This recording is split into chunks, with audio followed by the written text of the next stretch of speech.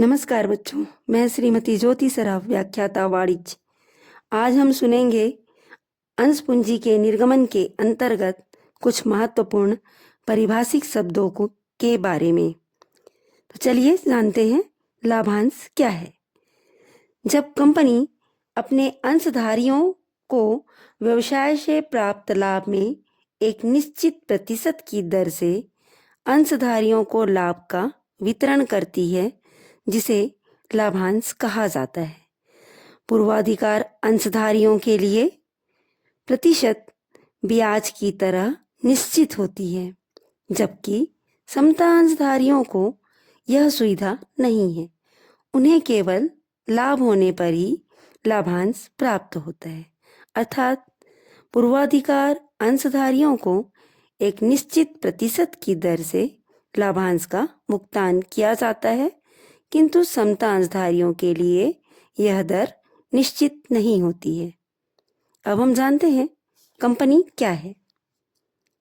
एक संयुक्त स्कंद प्रमंडल लाभ के लिए निर्मित व्यक्तियों का एक ऐच्छिक संघ है, जिसकी पूंजी हस्तांतरण योग्य अंशों में विभक्त होती है, जिनकी सदस्यता की शर्त उसका स्वामित्व है।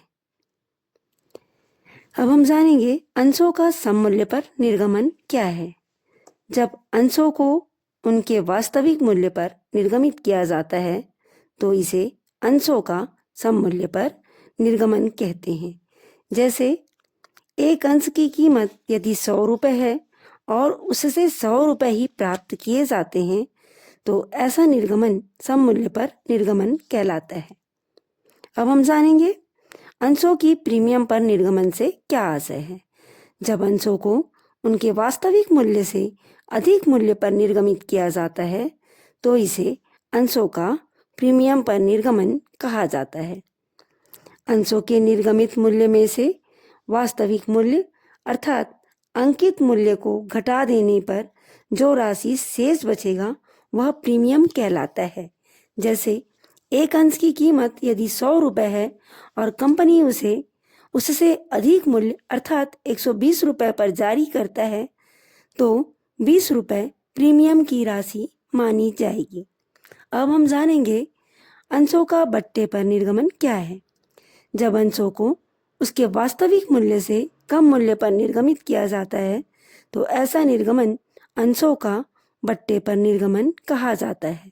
अर्थात 100 रुपये के अंश को 90 रुपये में निर्गमित करना अंशों का बट्टे पर निर्गमन कहा जाता है। थैंक यू बच्चों।